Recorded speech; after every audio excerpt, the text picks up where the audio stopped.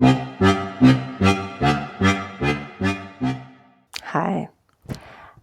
I prefer positive emotions, but sometimes we do need to get angry as women because medical research has always prioritized men.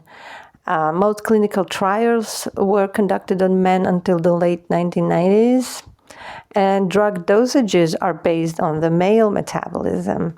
And women, especially women in post-reproductive age, have been totally neglected. And my theory is that women, we don't have enough testosterone to make us feel confident enough to fight for our rights. And because doctors, even gynecologists, they have very little knowledge about menopause, especially the symptoms, the consequences of the drop in hormones, the treatments, and also there haven't been many studies done. So some things they can't know, but they should know more, at least about the studies that are done. So yeah, most gynecologists are aware that there is a treatment, that there is hormone replacement therapy, but they don't prescribe it. And why? Because of the outdated fears around breast cancer that are coming from the Women's Health Initiative study that was done in 2001. Yeah, it lasted for years, but that study has since been heavily reanalyzed and challenged and updated with different conclusions and different recommendations. But the gynecologists or other doctors, they just don't know it. Maybe in America there are more gynecologists that are informed about it because there are many YouTube videos by some gynecologists and scientists about it, in English mostly. Yeah, in Spain and in Germany and probably all the other countries, the situation is worse. So when a middle-aged woman walks into doctor's office with a long list of unexplained symptoms, she is mostly dismissed. In America, there is a code WW that means whining woman, which Dr. Marie Claire Haver said it. That's her experience. She heard it firsthand. So you might be offered antidepressants or sleeping pills or referred to another specialist. But what you rarely get is a conversation about whether your symptoms might be caused by menopause. I switched to a female general practitioner because I thought she would know about menopause, and she was older as well. And when I asked her if my symptoms could be because of perimenopause that starts around 42 or menopause, she almost kicked me out of the office. Basically, she's just, I don't have time, I have other patients. So she prescribed anti-anxiety drugs and sleeping pills, and I didn't take any of these. So they have bad side effects, and they're just not the right treatment for symptoms caused by estrogen deficiency. So yeah, we must stop accepting this kind of treatment. We deserve better. And what we have to do is come prepared and print out the recent studies and just ask your doctor to get informed. And I don't think anyone wants to do more harm than good on purpose as a doctor. So they just don't know. So if you're dismissed, what you can do is write a review about it on Google Maps, which is what I did a few times. It can help other women to find more informed doctors and to avoid dismissive ones. And yeah, if you're lucky enough to find a good doctor with knowledge about menopause, then you should also write it in the review and recommend it in all these menopause Facebook groups. So in the last years, the conversation around menopause started. It's gaining momentum, and more doctors, especially those on YouTube and social media, they're talking about it. And yeah, more and more women are getting informed. And I'm not here to tell you that HRT is the answer for everyone, the hormone replacement therapy. I'm not pushing it. But what we need to insist is conversation about risks and benefits of hormone replacement therapy and also of not taking it.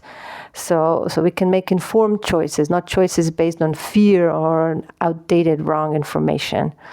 And many women have been denied hormone replacement therapy based on that old debunked study. So somewhere I read the estimate that some 100,000 women might have died as a consequence of that. So although that's probably very hard to estimate. So it's a serious issue, and the latest research shows that most women under 60, for them, the benefits of HRT outweigh the risks. So, and probably also after 60, although it becomes more complicated, and women need to have their overall health assessed.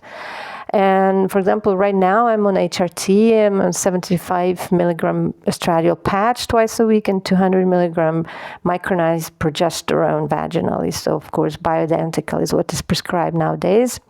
And yeah, it solved most of my symptoms. On 100 milligram patch, I was sleeping like a baby when I was traveling in Morocco in dorms. My libido is great, my anxiety is gone, my breast fullness is back. But there are also some side effects. I also have some cysts on the breasts, and also my digestion slowed down. But that happened actually when I was still on the mini pill because of endometriosis. It can happen with something with your gallbladder also. So that's why I stopped the mini pill and realized something's going on with my hormones. I don't even know if I'm in full menopause because I didn't wait 1 year without therapy to know, because menopause is when you haven't had your period for a year. So, but you can start HRT in perimenopause, and it's actually recommended to prevent all the, heart disease, osteoporosis, and Alzheimer. When my gynecologist actually asked me if I'm sleeping well, and when I said I'm not, he suggested HRT. And I mentioned I had a fear of it at the time. I mentioned that my mom had breast cancer at my age, and he just said that nothing will happen in 5 years. So in Spain, they give you HRT only for 5 years, and the lowest possible dose that would prevent hot flashes. So many women are saying menopause is natural. I want to do it natural way. That sounds great, but our bodies are actually not designed to survive menopause. Evolutionary, once we can't reproduce anymore, our DNA has no reason to keep us alive. So men stay fertile until they die, so their DNA keeps their bodies running. But women, not so much. So the natural way is to die after the reproductive age. Although there are things you can do. So also, I would like to balance hormones naturally, like some products and people claim that they can do, but how do you balance something that doesn't exist? So once your ovaries are retired, they don't produce any more hormones. Like adrenal glands produce some estrogens, but not estradiol, and it's not enough. And if someone figures out how to balance my investment portfolio with €0 in it, let me know. Maybe I can take some financial supplement or something. So women do live longer than men, but are we really living in the last 20 years of our lives if we're struggling with like 50 different estrogen deficiency symptoms and shit? So some percentage of women have mild or even no symptoms, but most have, for example, depression, joint pain, anxiety, insomnia, bone loss, brain fog, tinnitus, list goes on. Meanwhile, men can drink, party, smoke, chase younger women. We have to give up like everything. Like even I had to give up peanut butter, chocolate. My liver has trouble digesting fat, so you have to eat really clean so your body can metabolize the hormones. Even if you have a perfect lifestyle, things will happen. Like my HDL, good cholesterol, crashed just because of menopause. I always ate healthy for the last 20 years, but it's just changed with no change in habits. If anything, I further cleaned up my eating.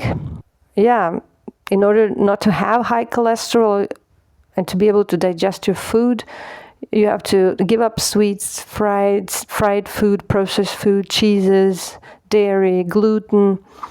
And that's normally not so hard for me, at least in normal circumstances. When I can choose what's in my fridge.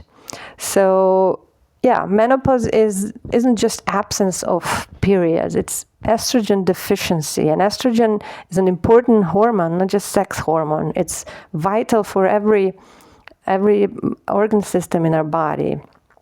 There are estrogen receptors in the brain, so it influences your cognition, your mood, your memory, and yeah, you get brain fog. You start thinking you might have Alzheimer or something. The heart, estrogen helps regulate nitric oxide, which prevents heart disease. So women's risk of heart attack is actually equal to men after menopause. Bones, so low estrogen means higher risk of fractures, and there's a high percentage of women that die if they fracture their bone after a certain age. I forgot which. The gut, estrogen supports digestion and microbiome health. So you get new allergies and intolerances. The liver, so estrogen regulates cholesterol and reduces inflammation. The lungs, estrogen protects against inflammation and fibrosis. The skin, so estrogen maintains collagen and elasticity. As you'll probably notice, I don't think that can ever be stopped, even on HRT, but it can be improved or slowed down a bit, I guess. The bladder, the pelvic floor, so low estrogen leads to UTIs, incontinence even, and so on. Yeah, so men also need estrogen for their heart to work well, and postmenopausal women actually have less estrogen than men, because men keep producing estrogen from testosterone that drops 1% per year. They're never left with zero testosterone.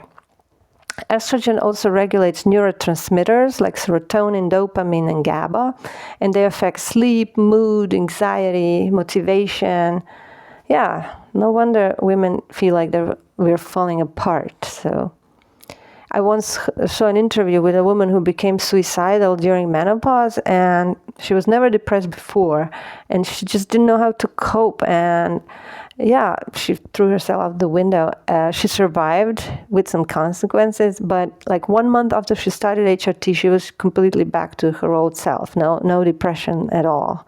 So HRT works better than antidepressants for sure. So yeah, we owe ourselves to be informed, to be supported, to be respected, not dismissed by doctors as whining women. So what we can do, we can insist on HRT, or at least conversation about risks and benefits of taking it and of not taking it. In Spain, you have to say that you have hot flashes and night sweats. Otherwise, you're not going to get it. That's all the symptoms they care about.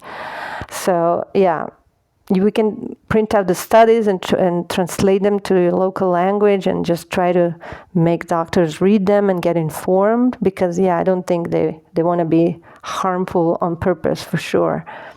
We can exercise a lot, like especially lifting weights. We can take supplements. We can eat clean so the body can metabolize the hormones. And yeah, it's not necessary at all to suffer and have all these symptoms. We can help ourselves. And there are many menopause Facebook groups. I joined a few, and there are some informed gynecologists in some of them. And women really help each other with their own experiences and information.